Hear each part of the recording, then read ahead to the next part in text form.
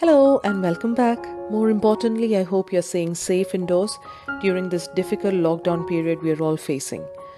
So, today I'm going to be making a loaf of soft classic white bread without an oven and also involves very little effort using a no knead method.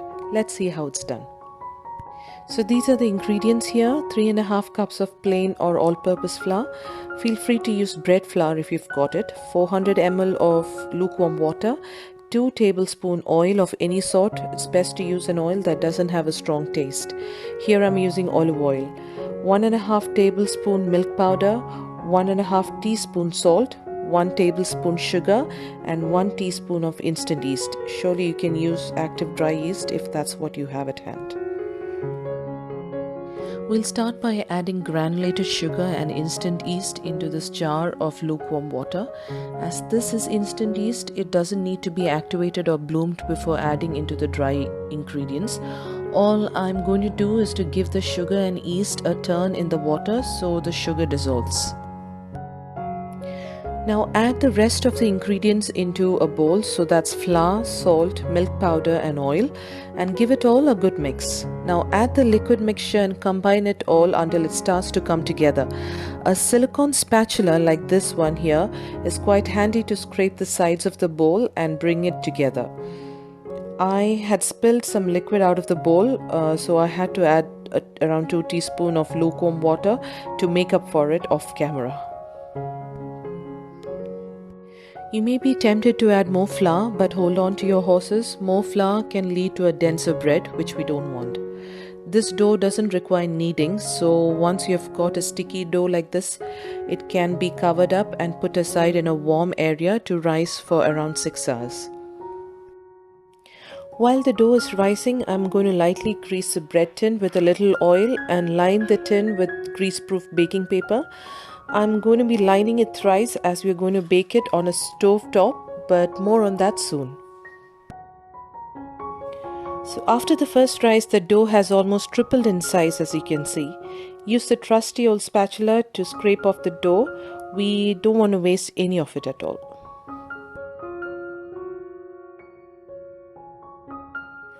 Let me now deflate the risen dough and give it another turn or two, and then carefully guide it into the bread tin like so.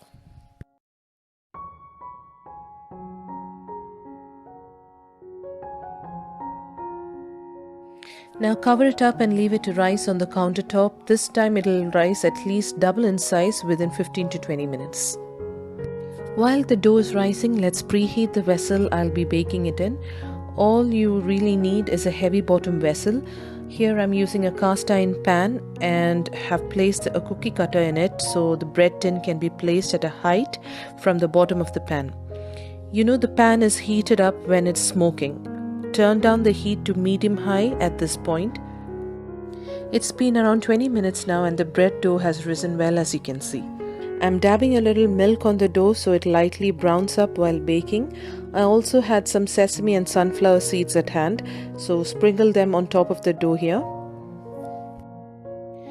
Now the bread tin can be placed in the pan, as you can see, and then cover it up with another vessel so the bread has enough space to rise while baking.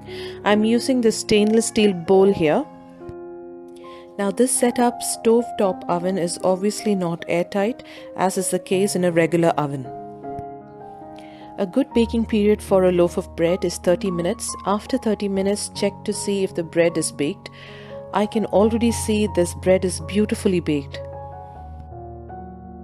To enhance the softness of the crust, dab on some butter as soon as the bread comes out of the oven. Do not take the bread out of the bread tin before it completely cools down, as the remaining steam in the baking tin would help with the rest of the cooking. It's been a good few hours now and it has completely cooled down. Now it's time to demold. The bread has beautifully baked and I'm thrilled that we have got such good result in spite of it not being baked in a regular oven.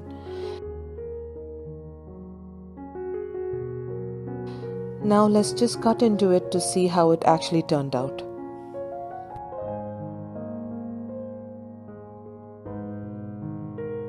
The bread feels so moist, light and airy, and my home smells like a lovely little bakery at the minute.